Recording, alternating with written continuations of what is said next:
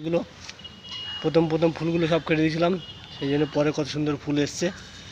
দেখুন এখন এই ছোটো গাছ তো গোড়ায় মাটি কমে গেছে বর্ষার জন্যে, ওই জন্যে মাটি দিয়ে দিতে হবে। এই যে পরিষ্কার মাটি, কোনো সার নাই,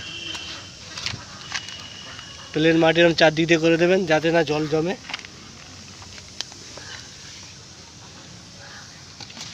এই যে এই গাছটাও দেবো,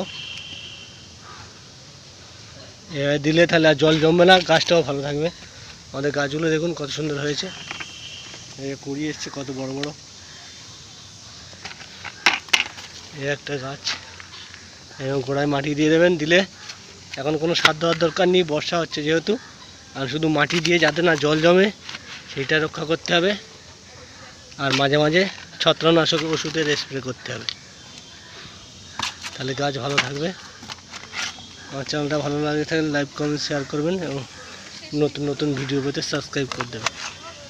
দেখুন এরকম করে দিয়ে হাত দিয়ে ভালো করে মাটিটা চেপে দেবেন।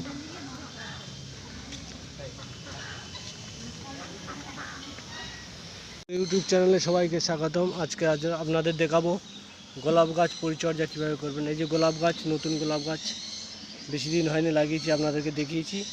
এই গোলাপ গাছে যেহেতু প্রচণ্ড বৃষ্টি হচ্ছে, সেই বর্ষাকালে গোড়াতে একটু মাটি দিয়ে দিতে হবে। কীভাবে মাটি দেবো আপনাদেরকে দেখাবো, কারণ মাটি না দিলে গোড়াতে জল জমলে নতুন গাছ গোড়া পচে যেতে পারে। আর মাঝে মাঝে কীটনাশক স্প্রে করে দেবো, কীটনাশক বা ছত্রাকনাশক স্প্রে করবেন। চলুন দেখাই কীভাবে মাটি দিতে হবে আপনাদেরকে।